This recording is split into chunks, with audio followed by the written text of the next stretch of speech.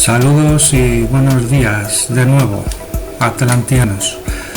Hoy os traigo una cuarta entrega de Historia y Civilizaciones Perdidas y en este vídeo nos vamos a centrar exclusivamente en los celtas.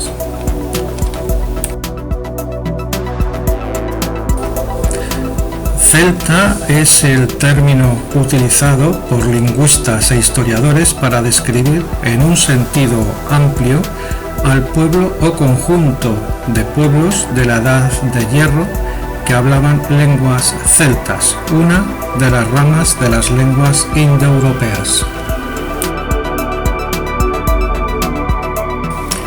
En tiempos antiguos, los celtas que llegaron a lo largo del primer milenio, hacia el 1200 a.C.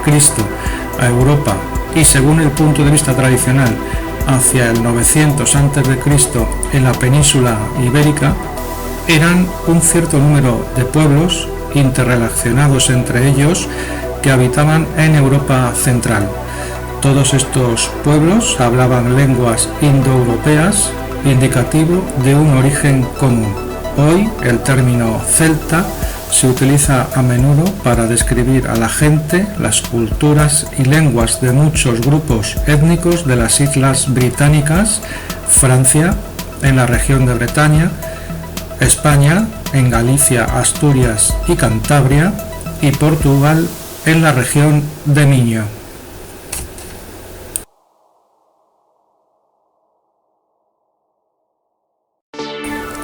Hecateo de Mileto lo sitúa cerca de Masalia. Heródoto, desde el nacimiento del Rin hasta las columnas de Hércules, y Rufo Festo Avieno en costa atlántica. De ello sacamos que la Celtique estaría al norte de Alpes y al occidente del continente, y que Keltoi es un nombre que reciben los griegos de forma oral. El término celta, Keltoi, es de origen griego, quienes pudieron haberlo tomado prestado de íberos o ligures. Los celtas probablemente se llamaban a sí mismos gal, o sea, galos derivados gálata.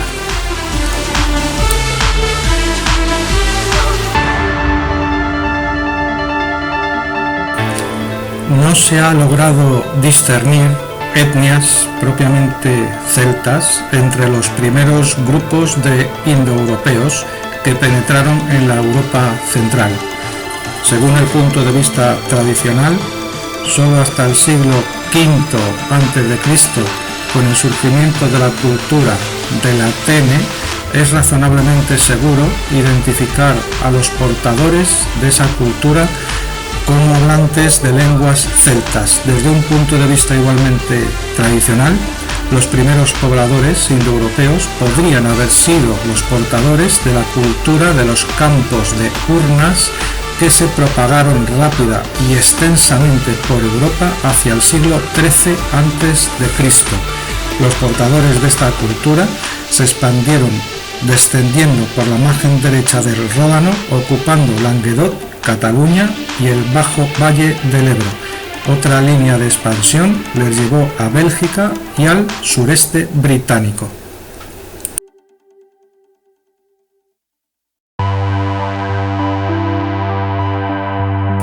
Sin embargo, recientemente se ha asociado a los celtas o sus precursores inmediatos con la cultura del vaso campaniforme, que en el Neolítico medio se habría expandido desde la península ibérica, difundiéndose por el frente atlántico hasta el centro de Europa.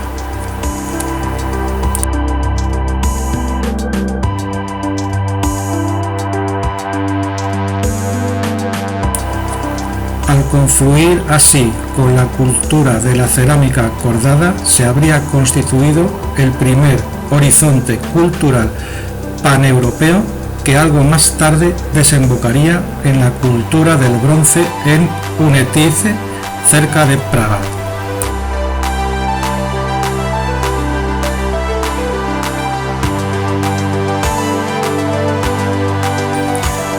A partir del siglo VIII a.C., otros pueblos presuntamente indoeuropeos fueron los portadores de la cultura de Hallstatt, extendiéndose en esta fase por el interior de la península ibérica, siglo VII a.C. En el siglo VI a.C., los pueblos presuntamente indoeuropeos fueron desplazados del noreste ibérico a manos de los íberos, quedando así los celtas de Iberia aislados del resto de pueblos celtas continentales. Desde el siglo IV a.C., el druidismo se extiende entre los celtas. Los druidas no tenían templos de piedra, ni arqueológicamente se ha podido enlazar el druidismo celta con Stonehenge, siendo la cultura megalítica anterior en varios milenios a la cultura celta y al fenómeno del druidismo.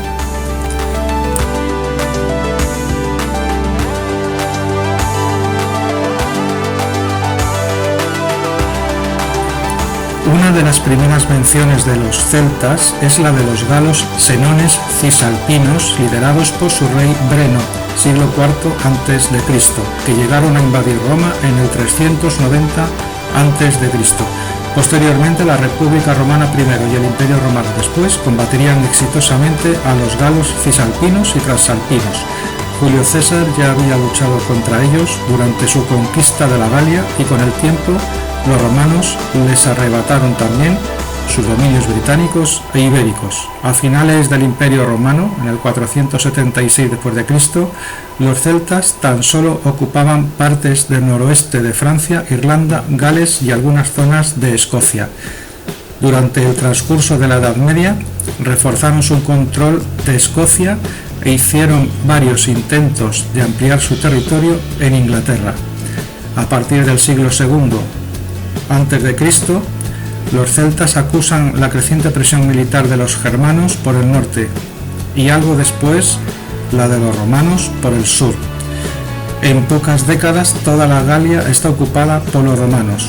La presencia romana en Gran Bretaña fue de escasa duración, lo que permitió a las lenguas celtas de esta isla, galés, sobrevivir y más tarde regresar al continente, Bretaña francesa. Todavía en el siglo VII, los celtas llevaron a cabo su quizá última expansión. Los escotos irlandeses invadieron Caledonia, región que pasó a ser llamada Escocia.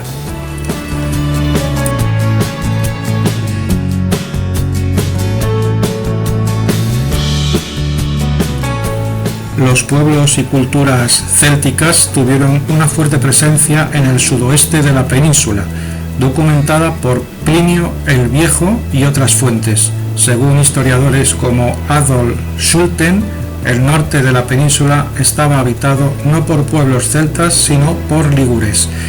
Además, los celtas, un pueblo guerrero que habitaba zonas de Irlanda, Inglaterra, Escocia, Francia y norte de España, celebraban ya hace más de 3000 años lo que hoy conocemos como Halloween. Precisamente el 31 de octubre, los celtas celebraban el fin del verano y pensaban que los muertos salían de sus tumbas como zombies y para protegerse de ellos decoraban las casas con motivos siniestros. Las lenguas celtas derivan de un conjunto de dialectos del proto-indoeuropeo, idioma que cronológicamente ocupa una posición intermedia dentro de la familia indoeuropea. A partir de los rasgos comunes a las lenguas celtas mediante los métodos de la lingüística histórica, se ha reconstruido el protocelta, que es una aproximación a la lengua madre que dio lugar por diversificación a las lenguas celtas históricamente conocidas.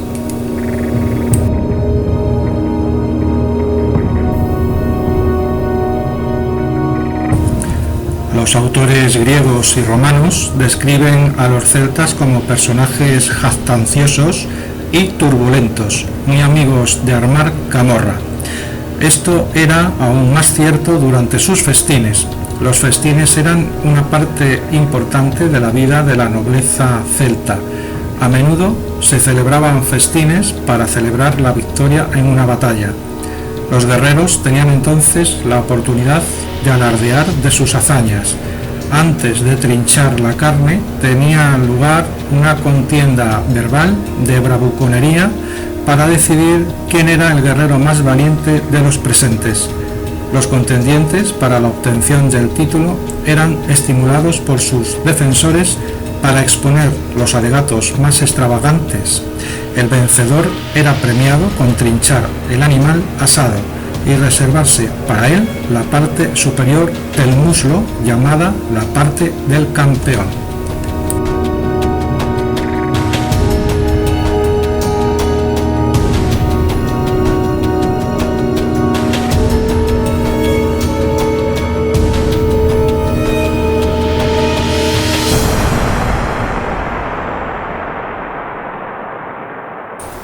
La vestimenta de los celtas, tal y como ha sido reconstruida, muestra un estilo colorista y bien ornamentado, con mucha tendencia a la mezcla de colores llamativos.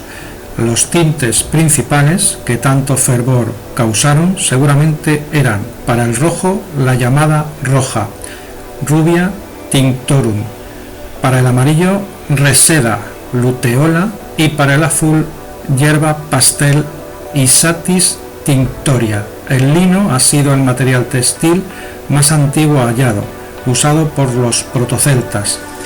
La lana se convirtió en la materia prima más usada una vez las ovejas fueron domesticadas. En la edad de hierro, la mayoría de ropa de los celtas estaba hecha de lana. La tela se tejía con telares a cuadros y rayas, pero más simples que el tartán actual. Las piezas de vestir básicas eran bracae para los varones y túnicas largas y peplum para las mujeres, así como un saquito en el cinturón denominado puch para ambos. Las casas estaban formadas por una armadura de postes de madera, ramas y mimbres entrelazados y embarrados, cubiertas de entramados de paja. Hoyos distribuidos alrededor de la vivienda servían para almacenar los cereales. Las viviendas se encontraban dentro de cerros fortificados, como es el caso de Maiden en Dorset. La religión de los antiguos celtas, particularmente la de los galos, antes de la conquista romana, no es bien conocida y los datos de que se disponen para reconstruirla son escasos y no muy precisos.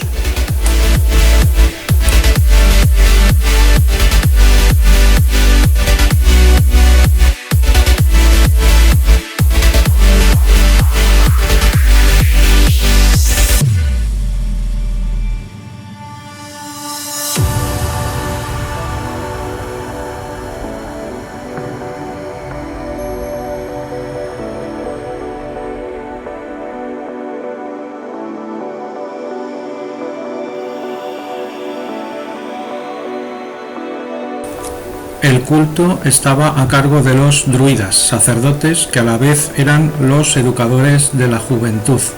Los monumentos tradicionalmente llamados piedras druídicas, anteriores a la llegada de los celtas al oeste de Europa, parecen no haber representado ningún papel en la región de los antiguos galos. Durante mucho tiempo solo existieron cultos locales, especialmente relacionados con las montañas, los bosques y las aguas, a los que se invocaba bajo diferentes nombres. Hallamos el dios Bosgos, la diosa Ardenas, el dios Dumias, las divinidades de las fuentes o de los ríos, Setuana, la fuente del Sena, Nemausis, la fuente de Nimes.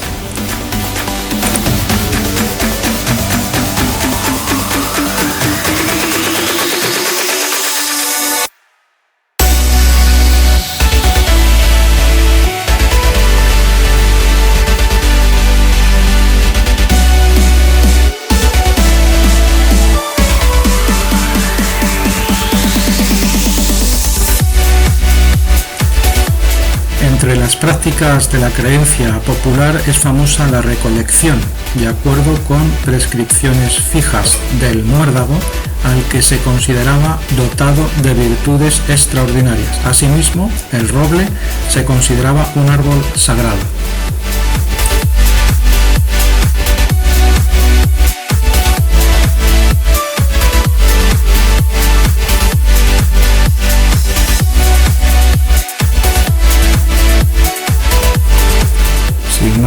esperando que os haya gustado este vídeo.